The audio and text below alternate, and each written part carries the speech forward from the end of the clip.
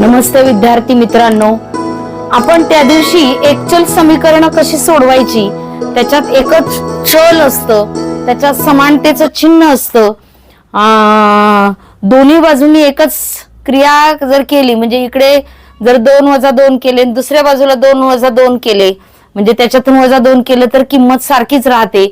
चलाची उकल कशी काढायची आपण शिकलो. आता आपल्याला एकचल समीकरण दिलं जायचं,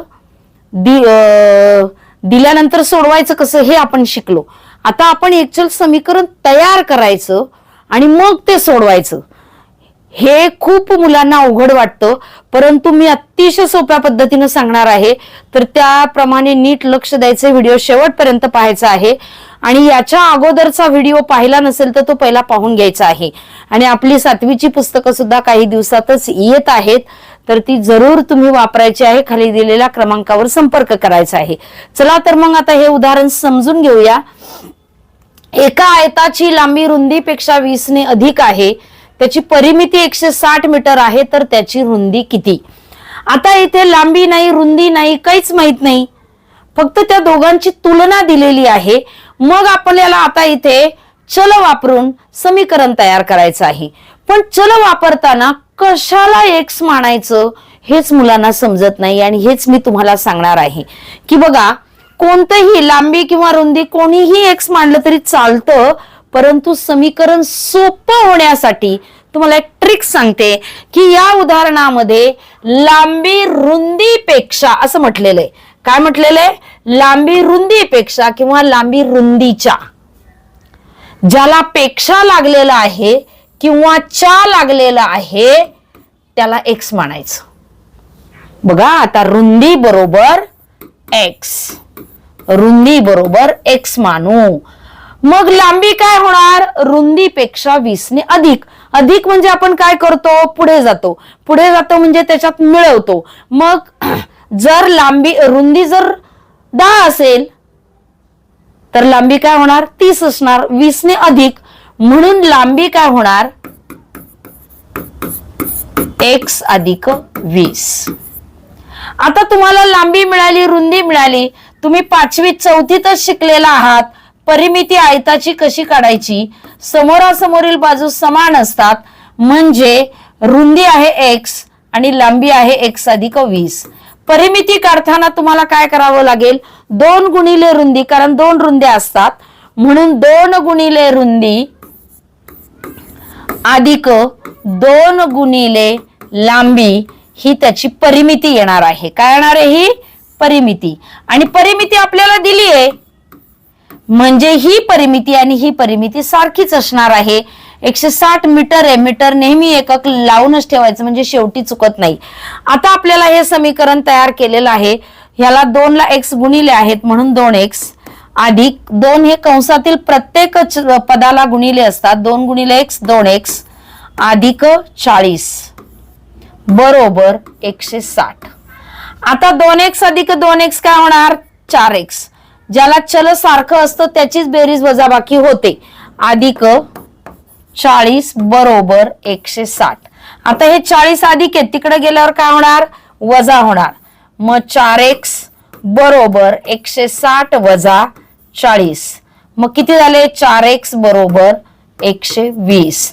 आता हे 4 ला x गुणिले आहेत म्हणून इथं गुणिले, ते तिकडे गेल्यावर भागिले होतील. x बरोबर 120 भागिले 4. उत्तर काय येणार? 30 सेमी. आता 30 सेमी असं दिलेलं आहे. x काय आलं? 30 सेमी. रुंदी काय आली? 30 सेमी. आता याच्यामध्ये अजून कोणता प्रश्न विचारला जाऊ शकतो? आता हाच जर प्रश्न असेल तर त्याचं उत्तर तुम्हाला 30 सेमी, सॉरी 30 मीटर.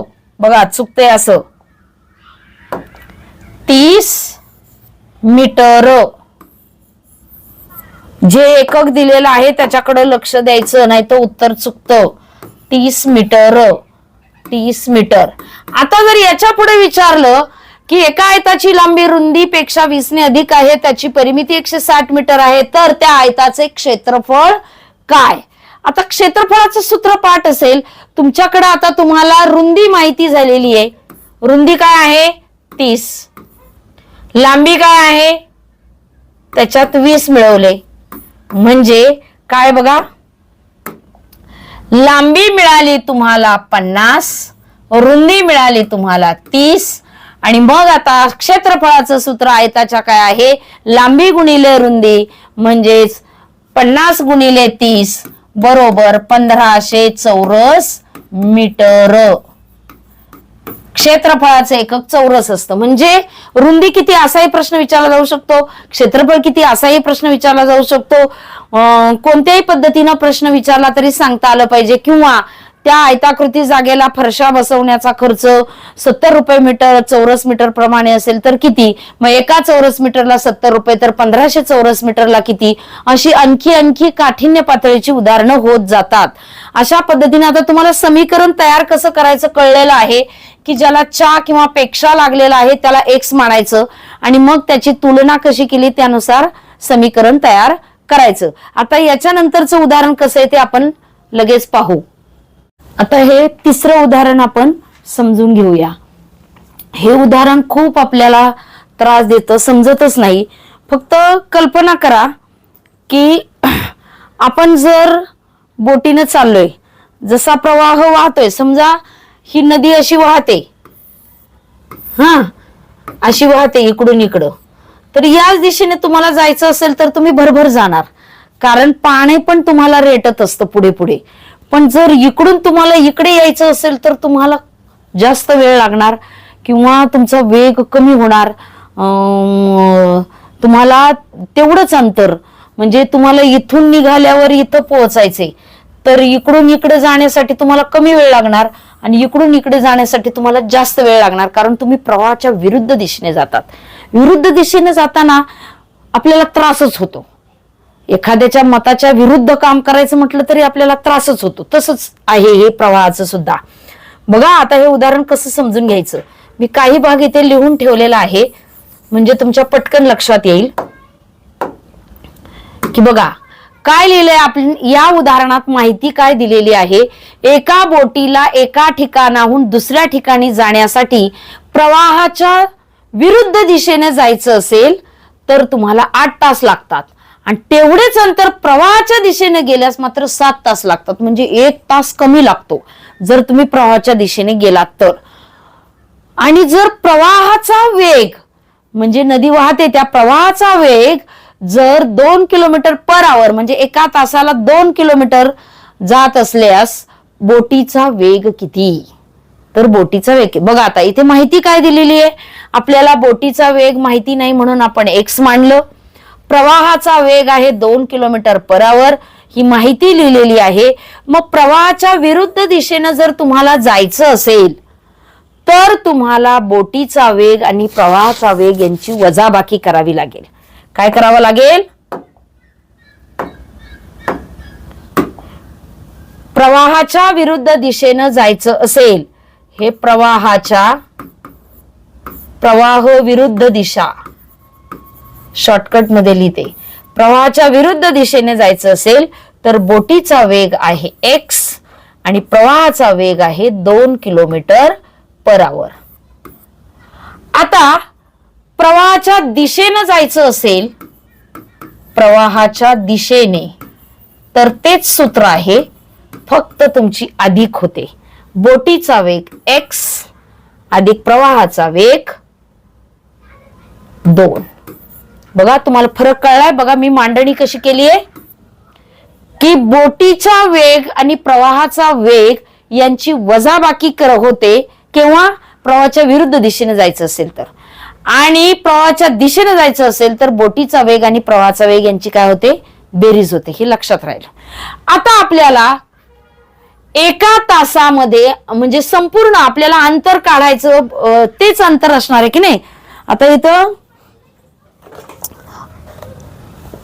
बोटीचा वेग नाही अंतर विचारलेला आहे. बोटीचा वेग किती, ठीक आहे. आता बोटीचा वेग आपल्याला काढायचा आहे. बोटीचा वेग एक्स मानलाय म्हणजे आपल्याला एक्स ची किंमत काढायची आहे. मग एका तासामध्ये ती बोट एक्स वजा 2 किलोमीटर जाते. हे काय, एक्स वजा एका तासात एक्स वजा 2 किलोमीटर तर 8 तासात किती. मग आता 8/1 गुणिले x वजा 2. आता हे गुणिले त्यांचा गुणाकार काय होईल 8x वजा 16. 8 हे प्रत्येकाला गुणिले आहेत. आता तसंच इथं मांडणी केली एका तासामध्ये x अधिक 2 तर 7 तासामध्ये किती म्हणजे 7 गुणिले x अधिक 2 7x अधिक 14. आता हे आणि हे अंतर सेम असणार आहे की नाही म्हणजे मग आपण काय करायचं ते दोघ जण इक्वल आहेत असं बघायचं समज टाकायचं की 8x वजा 16 बरोबर 7x अधिक 14. मग आता आपल्याला समीकरण सोडवायचं माहितीये 8x मधून 7x गेले किती राहिले हे अधिक आहेत तिकडे गेल्यावर वजा होतील इथं राहिला x हे वजा आहेत तिकडे गेल्यावर काय होतील अधिक 16 अधिक 14 किती झाले 30 आणि मग x काय बोटीचा वेग 30 km/h. बघा कसं सोडवलं. आधी आपल्याला हे समीकरण तयार करावं लागलं प्रवाहाच्या विरुद्ध प्रवाहाच्या दिशेने आणि मग एका तासात एवढं तर 8 तासात केवढं एका तासात एवढं तर 7 तासात केवढं आणि मग आपण ते दोन्ही इक्वल केलं कारण दोघांचंही अंतर सारखंच आहे. दोघांनी त्या बोटीने प्रवाहाच्या दिशेने आणि विरुद्ध दिशेने एकच अंतर कापलेलं आहे म्हणून ते इक्वल आहेत आणि म्हणून इक्वल मांडलं चिन्ह आणि समीकरण ते तयार करून सोडवलं. अशा प्रकारे ही एकचल समीकरणावरची जी उदाहरणं आहेत शाब्दिक ती अतिशय सुंदर पद्धतीने सोडवता येतात. अजून काही वेगवेगळ्या प्रकारची उदाहरणे ती पुस्तकामध्ये आपल्या नमुना उदाहरणामध्ये सोडून दाखवलेली आहेत. ती सुद्धा तुम्हाला समजून घेऊन सोडवता येतील. स्वाध्याय सोडवा. स्वाध्याय सोडवताना काही अडचणी आल्या तर तुम्ही पुस्तकावर शंका निरसनासाठी जो नंबर दिलेला आहे त्या क्रमांकावर किंवा माझ्या क्रमांकावर तुम्ही संपर्क करू शकता. व्हॉट्सअपवर मेसेज करू शकता. व्हिडिओ शेवटपर्यंत पाहिल्याबद्दल धन्यवाद. पुस्तके यशोदी प्रकाशनाची घ्यायला विसरू नका आणि व्हिडिओ शेअर करायला देखील विसरू नका कारण व्हिडिओचा व्ह्यूज हे आम्हाला अधिकाधिक प्रेरणा देण्याचं काम करतात. धन्यवाद.